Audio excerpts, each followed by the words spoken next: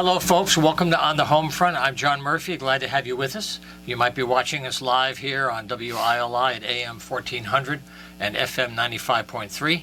We record our shows, and they end up on the WILI YouTube channel, where many of our local talk shows post all of their shows for you to access 24/7. Our guests will get links to these programs so they can share their stories in many ways outside on their own networks. We have a special program for you this week. It's a topic that we've covered before, but not recently. It's about how to manage development. And we have a situation in Ashford right now that brings us to the show today. They are dealing with a proposed large distribution center warehouse facility. And there's an organization that's trying to locate these around the state. There's a proposal for one that's going on now in Middlebury as well. And in the last few weeks, one of them was proposed for Wellington. And after a discussion, they decided to pass on the opportunity, at least for now. But we have people here today because Ashford is going through a process right now, and it's being debated. And there's a hearing next Monday, that's March 13th. I think it's 7 o'clock. It's a Zoom meeting, so anybody can join in. If you go to the town's website for the town of Ashford, you can get a link. It's a meeting of the Planning and Zoning Commission. And the reason why we're taking the show today to give time is that what this is a story of the whole state. Because every town is figuring out how to grow its economy, how to raise money, and how to do it without compromising the quality of life. So Ashford is an example of something we've covered before, and we have two people who live in town. They've been involved with the town in many ways, and our goal today is only to share information. We're not going to sell any point of view. We're just letting you know what the concerns are. Next week, I'm going to have somebody here who's from the developers company so they can explain what they're doing after the hearing on Monday. So that's a bit of a setup for what we're doing today. And now I want to introduce my first guest, Charlie Vidic. Charles has been with the show many times over the years. He's a land use planner. He's been involved in land and water management for decades around the country. And he lives in town, and he's lending his expertise because he can help evaluate proposals. We also have Chuck Funk with us today. Chuck is a former member of the Board of Finance, and he's still involved with the town operations in many ways. So I want to thank you both for being here today. It's a pleasure. And in the spirit of kind of cooperation and collaboration, we can use our time to air what are the concerns people have, because they're shared by everybody in the state who want to protect the same things. And at the end of the show, I have some audio that I recorded from a Zoom meeting, which was a public hearing on February 13th, where there were public comments. And we're going to air some of those at the end of the show today to give you other people's points of view, pro and con, before next Monday. So maybe, Charles, you could start with some background on what people are concerned about when you think about water impacts. And then this proposal has a couple of layers of options that are large or larger in terms of their impact, right? Okay, well, thank you. Thanks, John. Yeah. The applicant, which is Campanelli, is proposing 4 potentially different land uses. One would be a warehouse, another would be a distribution center, a third would be a research laboratory, and a fourth would be an industrial facility. Those are very different types of land uses. And it's proposed for a site in North Ashford, which is 113 acres. It's, for those who know the town, it's where the Ashford Motel is, one of our favorite locations. It's on 84 at exit 72, where the Route 89 merges. That's the area, on the north side. On the north side Right. of it. Although it's important to understand that the actual zone proposal change affects the north and the south side, even though the applicant has land only on the north side. So technically it will affect both sides. Many people may not realize that because there's a distinction between making an application for your land, but it's actually making an application for the zone. So they both are affected, but obviously it is the north side which is really the focus of this particular thing. And I think probably the most important thing that is there from an environmental point of view, for those who don't know that they live in Ashford, they also live in the water supply of the Windham Water Works, Willimantic's water supply, as well as University of Connecticut. So there is a water quality and water quantity consideration whenever you build on a public water supply. And this actually is the first time, not only in Ashford's history, but really of this whole area of something that could be as big as 1.5 million square feet. And the reason we know it could be that big is because there's 113 acres and the building footprint is 30% of that. So if you do the multiplication and turn it into square foot, it's about 1.486 million square feet. So that's how you get the number. Now, the applicant could do less than that, but when you do a zoning analysis, you always look at the worst case based on what they're asking for. Or the maximum use. The maximum use, because that's what they're asking for. Right. So if they say they're doing less, well, they might do less, but on the other hand, they could do the maximum. So that's Right. kind of an overview. Now, this is kind of tricky because we could lose everybody in some of the details. What the issue here is from the testimony is scale. Some people are not opposed to the idea of a facility. It's a matter of how big should it be in a town that created an enterprise zone to try to raise money, right? Towns are broke. They need money to do the things that we want, and is it going to be property taxes going up, car taxes? So there's real pressure on elected people to find ways to raise money. And they have opportunities present themselves, and then you have the debate that we're talking about. How much is too big? How much is good? And people are struggling now. They don't know. They might like the idea, but they don't know about how many trucks, how large, 24/7. 1.5 million square feet is 26 football fields. If you can imagine that, that's the scale depending on how they designed the thing. Chuck, now you were on the Board of Finance, and the town has different agencies, whether it's zoning, land use. You kind of break up the decisions into stages. Can you talk about how planning and zoning and how they work and how they're so critical to what follows?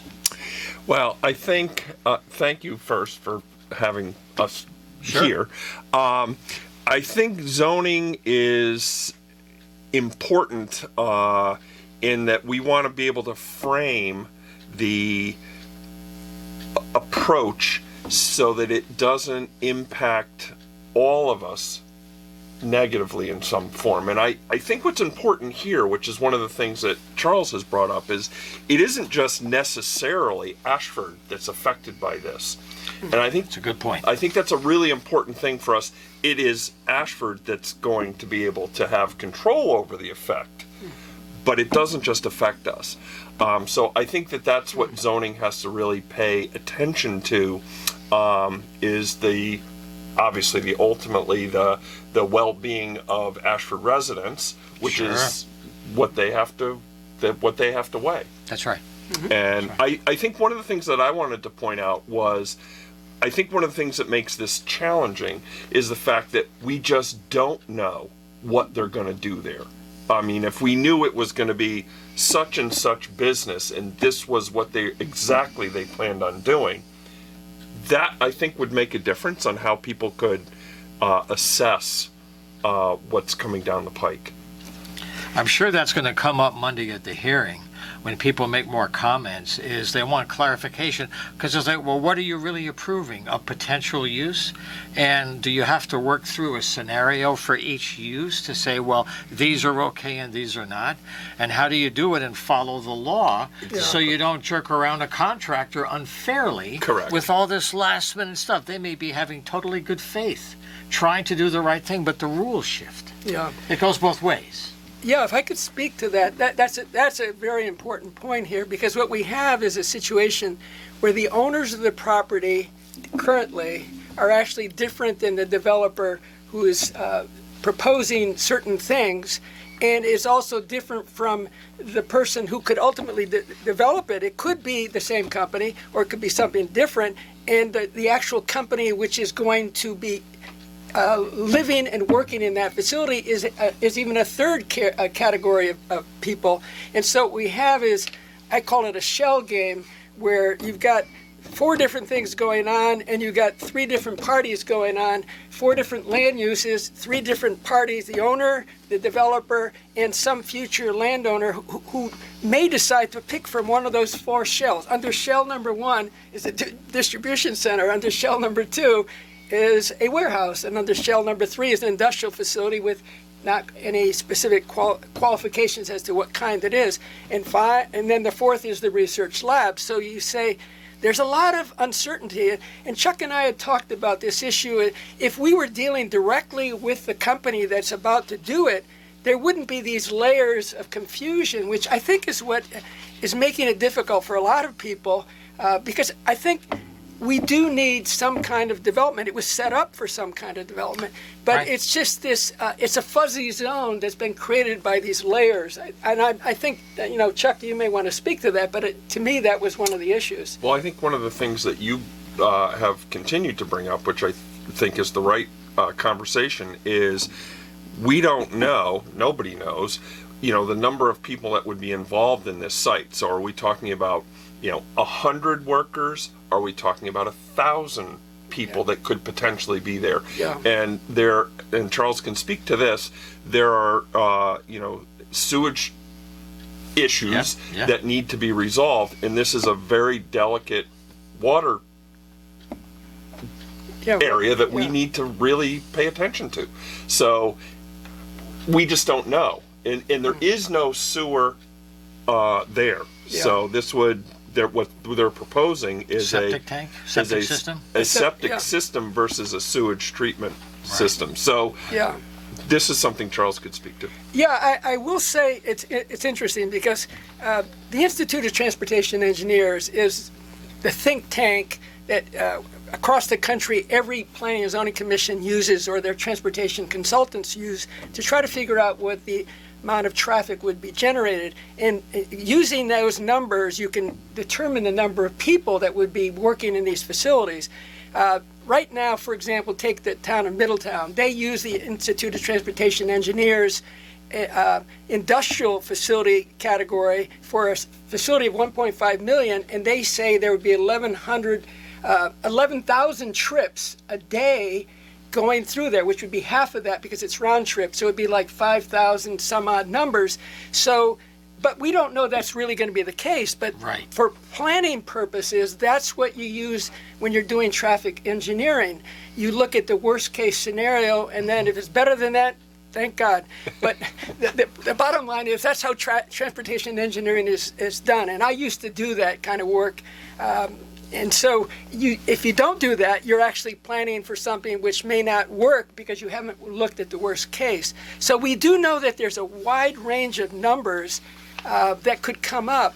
And that's the advantage if Campanelli could actually say, look, this is what we're going to do, and we actually knew that this is what the end product would be, then that simplifies things tremendously. And then everybody knows, well, okay, this is it. And I honestly just yesterday went to look at the Uxbridge Campanelli Business Park, and I have to say it's extremely well done. This is in Massachusetts. In Massachusetts. It's about 45 miles away from Ashford, and they're professional builders. There's no doubt about it, but they're in the speculative business right now because that particular building, which is 450,000 square feet, which is about a third of what we were talking about, Right. is right now for lease. So you wonder, if it might be the same scenario in Ashford, but we don't know. They may actually have somebody, but they don't want to say. Yeah. So these are uncertainties that do create some bit of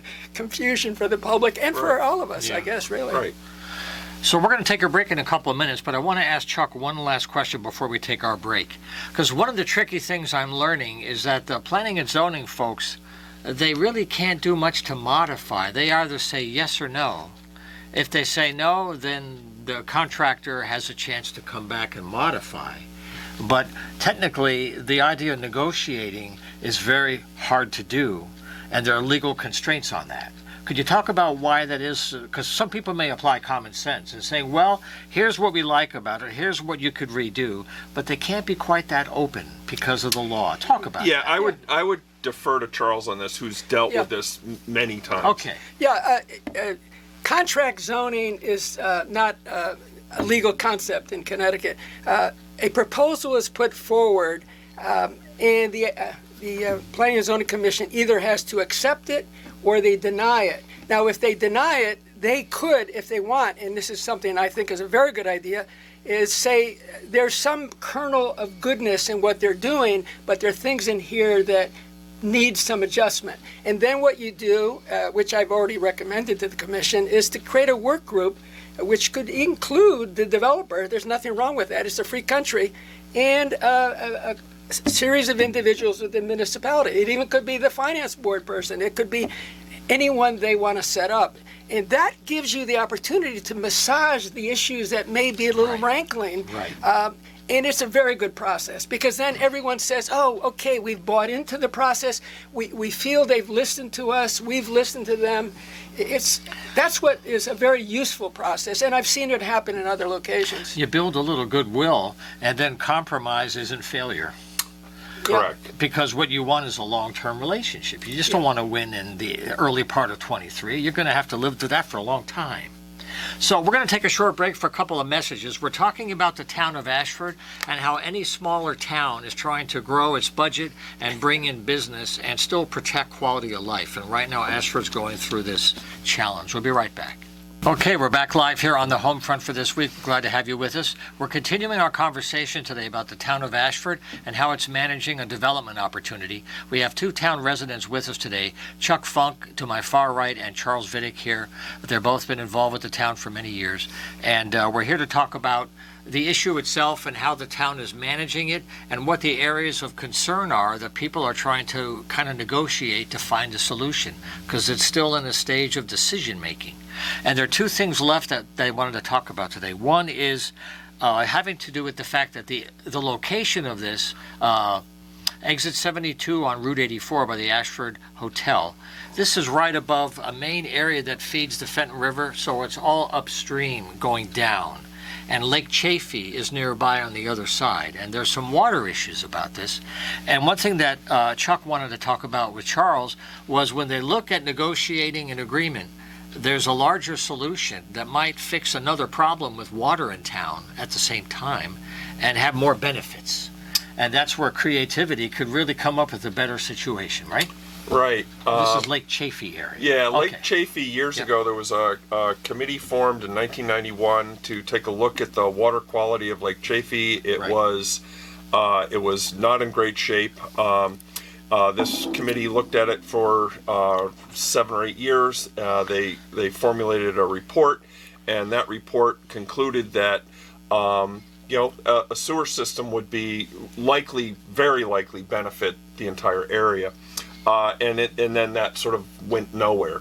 So when Charles and I were talking about this warehouse, it's not that far from Lake Chaffee, and I had mentioned to him that it seemed to me that maybe there's an opportunity to solve both problems. The warehouse right now is being proposed with a conventional septic system, and Charles can speak a little more informed about a warehouse this size. How many are around the state that actually have a conventional septic system versus being tied into a sewer system? And we were thinking that maybe there could be a collaborative opportunity between with the town and this place. Yeah, no, I agree. And this is a problem across the state. All the boom in development in the 1920s along the lakes of Connecticut have led to this crisis of septic system failures. It's not unique to Lake Chaffee. This is across the entire state. We have this problem. And the way to solve that really is to have a wastewater treatment plant established that would deal with that, which Chuck and I have talked about, would enable development to occur in Lake Chaffee, which is now encumbered by the limitations of the lot sizes and the discharge of effluent into the Lake Chaffee. So there's a real opportunity here to look at this issue as a collaboration with a potential developer who doesn't really have a site that's got sewer. There's no sewer there at all, public sewer, and a whole lake that has long wrestled with the issue of how to deal with the wastewater effluent. And a lot of people live there.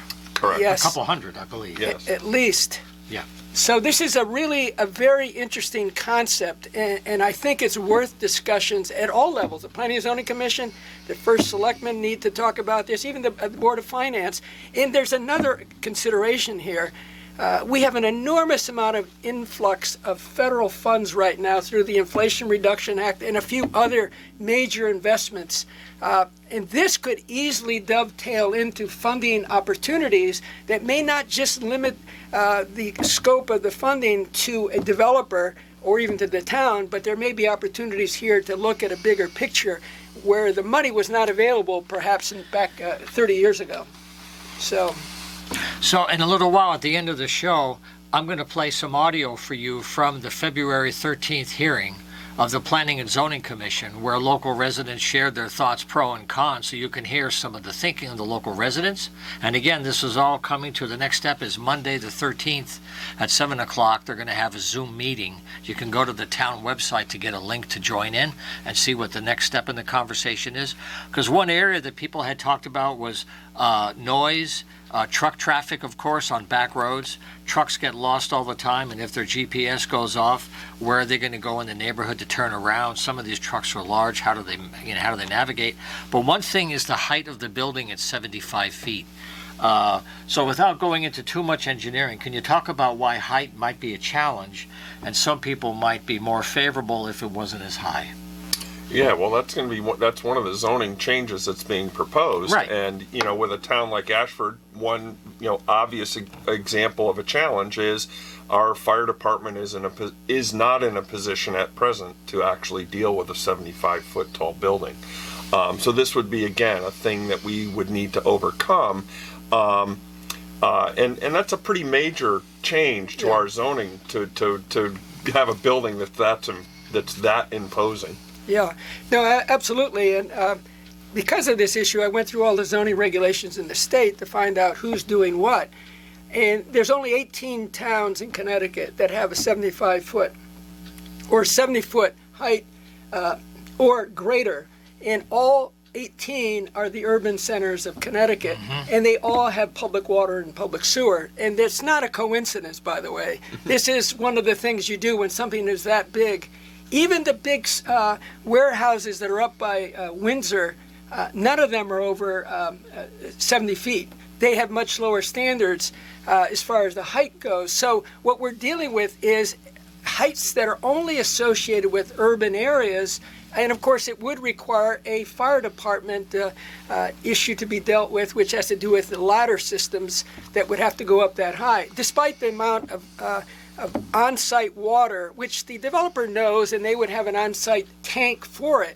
But you need more than that. You need more than just an on-site water system. You have to have the backup in case things don't go well. So there's an issue. There's a couple issues here, but the size of this thing is really an urban scale size because there are no other rural municipalities in Connecticut that have anything of this scale. Height-wise or even size-wise. Right. Well, that's a good question. Now, one thing that's happened in the last few weeks before the show is that the town of Wellington went through a similar review process.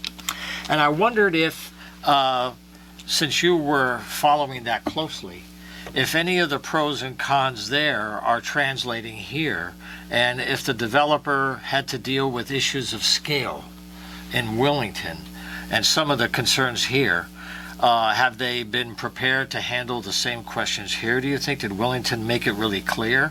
So maybe the contractor would learn if they want to stay in the region and avoid the same kind of a result, they have to modify. And I wondered if that's going to help them or just kind of maintain them. They're going to do the same thing until the town wants it the way they want it, and they really don't want to scale it back. Maybe that scaling back is what their business model won't work. So their design requires it, or they can't do it at all. Yeah, I don't have enough information to really speak to Wellington compared to Ashford personally. Well, we're going to get people here from the town. No, I can speak to it because I attended it and I actually provided a testimony on that. You did. And basically, there's a lot of similarities, although they have different attorney, they have a different proposed developer. But both things are the same insofar as neither proposals identify who the actual ultimate user will be. The similarity is also they both are talking about massive demolition and removal of soil. 3.5 million cubic yards I've estimated from the analysis I did for Ashford. And the numbers in Wellington were very, very similar. I don't remember the number per se, but it was taking down a whole mountain. It was probably even worse in Wellington than what we're talking about, because that was actually like a bedrock type of scenario, and that was a major set of concerns by the people there. The difference also was that was not a Zoom meeting like it is in Ashford. That was in a gymnasium, and 300 people showed up for that. Wow. And it was kind of, you could feel the energy. It was a different thing from Zoom. Because, Zoom is, well, you could be in the bathroom while you're watching Zoom, but not in a gymnasium. So it was a different experience in that way. But honestly, very similar in terms of some of the issues, because you're talking about something almost of the same size. Right. So if you go to the website, you can look at those meetings. A couple of people on February 13th actually commented on how well the meeting was run, how the chair handled the flow of questions well, how people that were speaking were very reasonable. There was no good guys, bad guys attitude. There was no hard polarities, no enemies there. It was a very nice kind of a spirit of sharing information. They may get heated later, but they're putting it out now to help people think a little bit. That's why we're doing this show, is to get information out there. Yeah, I would really want to definitely compliment the zoning board, particularly the chair, but all the members. They conducted a really civil meeting, and it's a testament to the work that they did to make that happen. Yeah, and I would agree. What impressed me is also that they were willing to stay till past midnight. Yes. Not even in Wellington did they go that far. Yeah. I think they might have made to 11:45, but if I recall, it went beyond midnight. And so, yes, all the power to them for being able to listen to all of that. That's an enormous commitment. And kudos to the volunteers who work on planning and zoning commissions. I've been working with commissions for 40 years, and they don't get enough appreciation for what they do. I'm glad you said that, because the Economic Development Commissions, all those folks are volunteers. They put in time. They take on a lot of pressure because they bring up real life, which people care about, and they have to deal with heat sometimes. And it's just, the process is really interesting how they have cycles of people getting along well and not personality-wise. But they're really making a difference, and it's important for this process to keep it cool. Yeah. And I think, as Charles said, it really is an informational endeavor, and we just I think everybody wants, to do the right thing, whatever that means, to considering environment or tax base, all of that. There's a balance there. I agree. It's exactly that. There's not a single town in Connecticut that doesn't think about ratables. Ratables are having commercial industrial property that would help in the overall tax base of a community. It's inevitable. We just can't live without that. And it's not because of the ratables only. We need to bribe products. We need employment. This is a complete picture. It's a gestalt. Our lives depend upon these things. So. Yeah. Right. But also, before we close this segment, I want to mention Neighbors. It's a wonderful monthly publication. The current issue has 2 articles about this issue right there. It's a local journalistic exercise. All the writers are volunteers writing on different themes. I have a media column in here as well about the show. But if you get this every month, it's available for free all around the region. But if you miss a printed copy, it's online in color. All the issues are there in an archive, and you can track things over time. So there'll be more coverage of the Ashford situation in Neighbors. Of course, the Willimantic Chronicle will do what they can with their reporting to get stories in once in a while. And we'll continue here and on WECS at Eastern. And what I want to do now is take a few minutes to play some audio to hear some other points of view that were shared during this hearing, again, February 13th. And you'll hear how well the conversations went. You'll hear some pros and cons, and then I'll come back to close out, okay? So let's go right to February 13th. Okay, we are back. Thank you all for that. Hope everyone's refreshed, ready to go. We will look at the participants and hand raise. That was in order of hands? Yeah, they should be lined up based upon when they raise their hand. Very good. Okay, for the open session, I will just remind the commissioners that this is the public open comment session, and it is not a give and take. It is not a back and forth. We'll simply listen to their input, and we appreciate the input from each and every citizen. And we will move on to the next speaker, which will be Loretta Roble. Loretta. Loretta Roble, 297 Pumpkin Hill Road, and I'm speaking as the chair of the Ashford Conservation Commission. As a Conservation Commission, our concerns are a lot about land and what's happening to the land. One of the reasons why that area is so wealthy is that it has a lot of water. It's a lot about water. And it is the headwaters of the Fenton River, which, as Charles mentioned, it goes right into the watershed for Mansfield and Willimantic. There is also another headwaters not too far from this site, Morey Pond, which is the headwaters for Mount Hope River. So there is a lot of water there, which is wonderful. There's also a lot of forests around it, and it's also wonderful. One of the things that Ashford likes is the fact that it is, the people feel they like the rural character of the land. And for all the years I've been on the commission, that is one of the things that everyone who talks to me agrees with, that we like our ruralness. Now, yes, we have to sort of balance out and somehow provide some economic development for our town. But in this place, in this area, to have this very, very large footprint in this area that has a lot of difficulties with water, with stormwater, with wastewater disposal and everything, it would really be very problematic and would really ruin the beautiful water system that our town has, because we're basically in a watershed. We're in the Natchog watershed. We've signed an agreement to work on maintaining a Natchog healthy water protection. So we're aware of that. So what we did is last year, 2 years ago in 2020, when this project first came up, or a similar proposal, we had Jean Pillow, who works for Eastern Connecticut Conservation District, provide a lot of information about what she saw was going on with this area, what it could tolerate, what it couldn't, what was excessive, what was not, and what things to be aware of, all of the things that Charles was mentioning prior to my talking. So I really encourage the members of Planning and Zoning to really look at that report that she gave. It's a very detailed report. It talks about the reasons why that she said the things that she said. So again, encourage all the members to do that, and that the Conservation Commission has a lot of concerns about all this. Thank you so much. Okay, very good. Thank you. And next on our list would be Christina Sibo. Yes, hello. I'm Christina Sibo, 91 Perry Hill Road. I've lived here since 1990. I'm on the Conservation Commission, but I'm speaking tonight as an Ashford citizen. We've heard about the Uxbridge Park that Campanelli Group is finishing on a site that was similar to the Ashford site.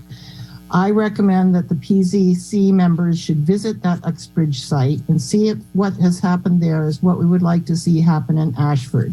That address, I learned tonight, is 612 Douglas Street in Uxbridge. I will be going there to look at it.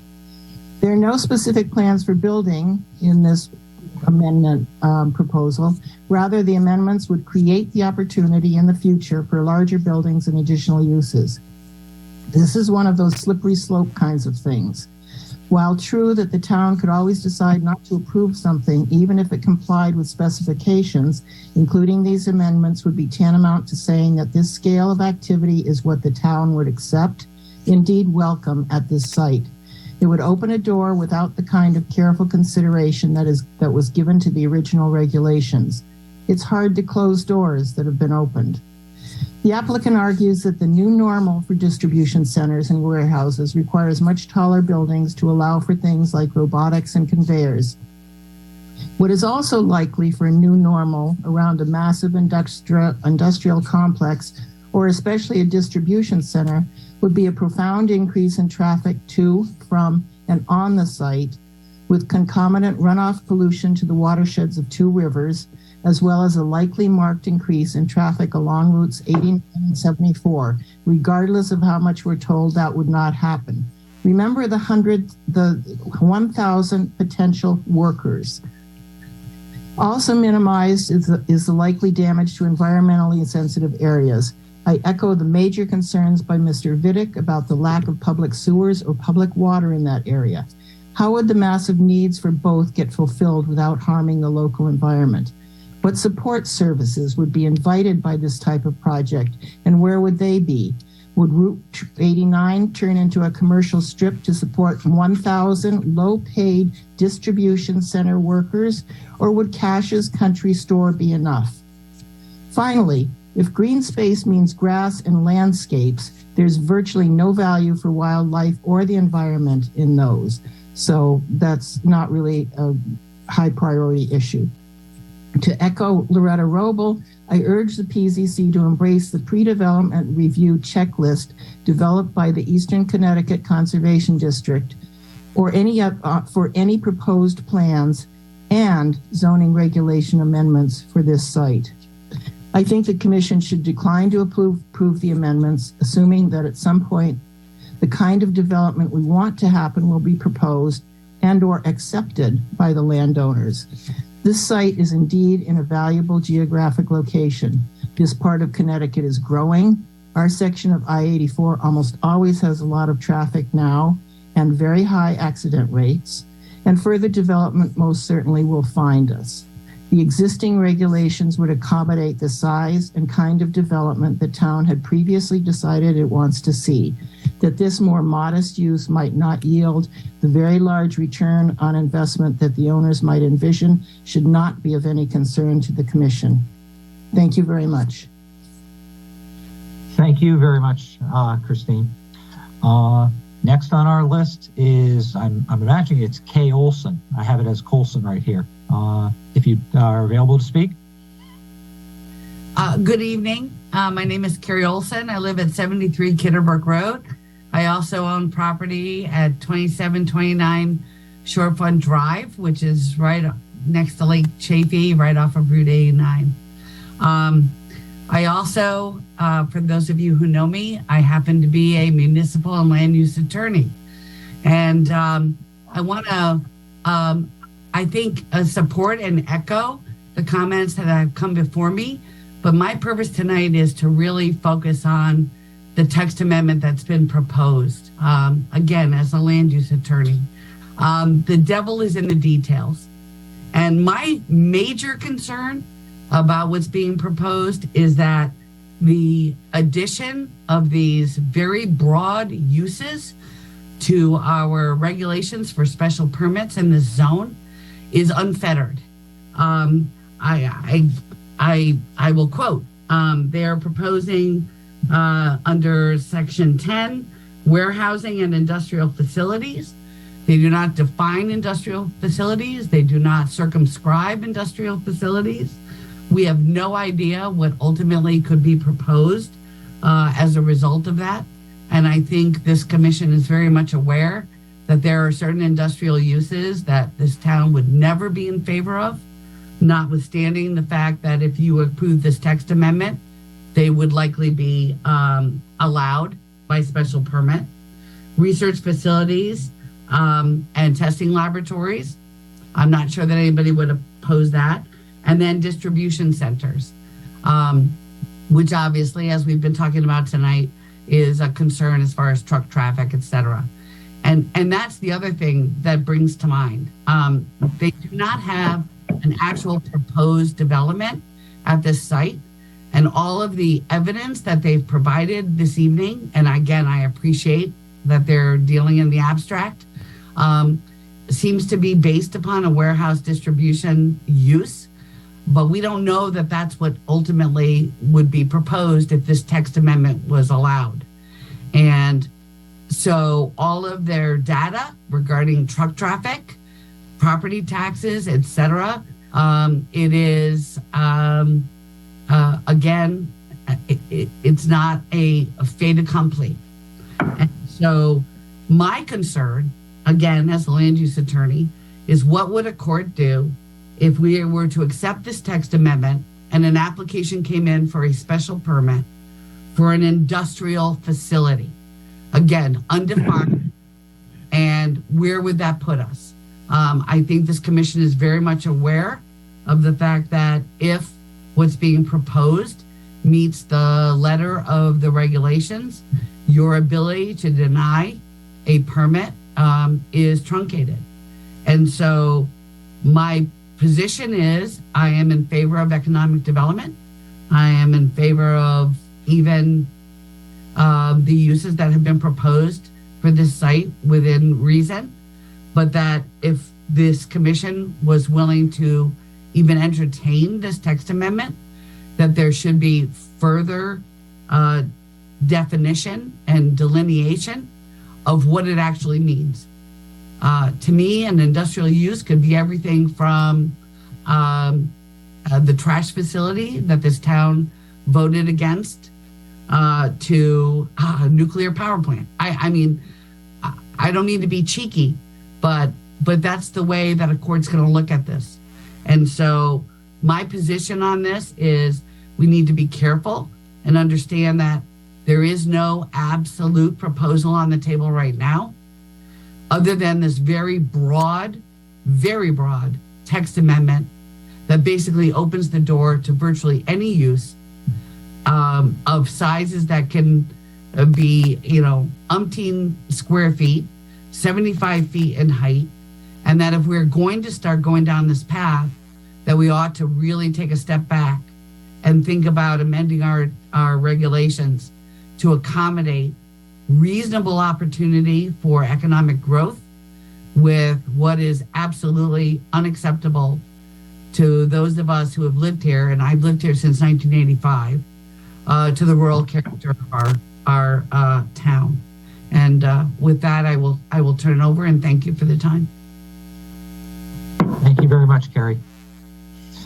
Next on the list, Mr. Mike Gantic. Thank you, Mr. Chair and members of the commission. My name is Mike Gantic. I live at 144 Oaks Road.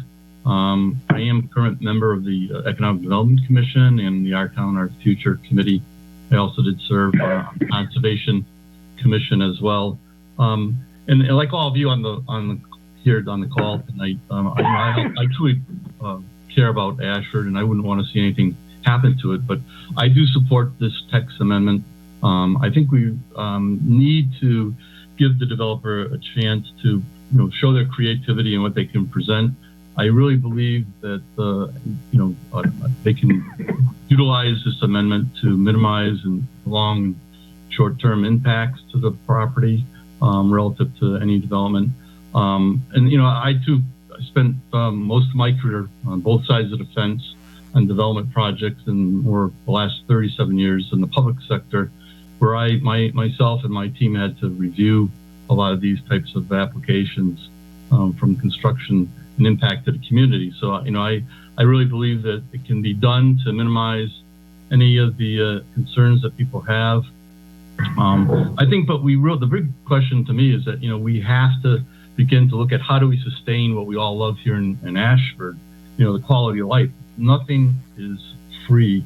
It all takes resources, and that's dollars and cents. The school system, whether we want to put money forth for preserving other open spaces, whether it's the parks, the trails, any of the library, the school system, all that takes money, unfortunately. And we have an aging population in this town. There's a lot of people that are hurting, that, the taxes aren't cheap, as we all know. And, we're looking at things the state is requiring with affordable housing.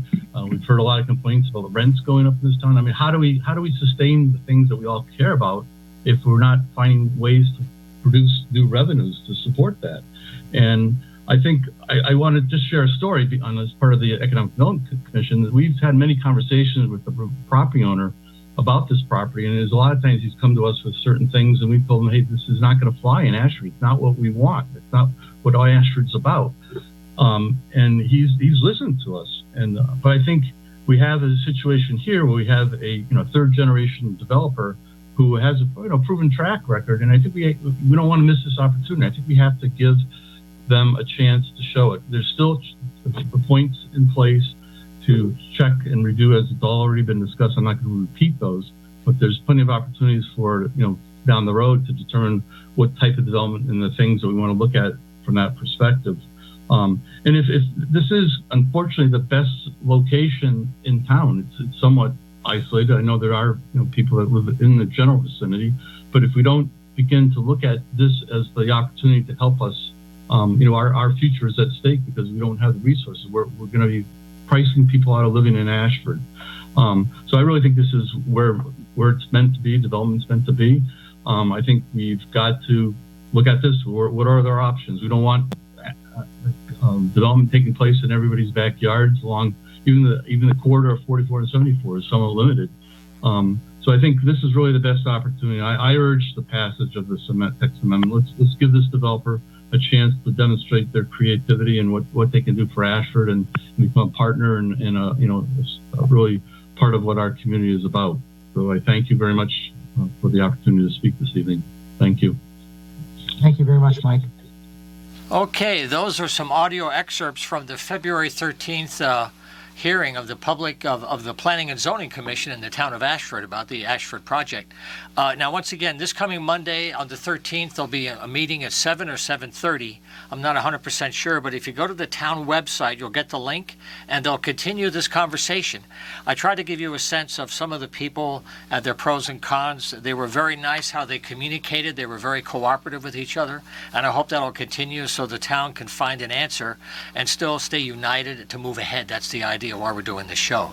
The audio from this show is on YouTube, as well on the WILI radio channel. It also airs on WECS on Wednesdays between 12 and 3. We have a partner program, so we have another way to get these messages out. I want to thank my guests today, Charles Vidic and Chuck Funk, for being here. They both live in Ashford. We'll have them back at a later time to keep coverage going, but I thank you guys for being here to start us off today. Well, thank you, John. Very much appreciate it. Yeah. And we'll continue this again next week. Thanks very much for sharing your time with us. We'll see you next week at the same time. Take care.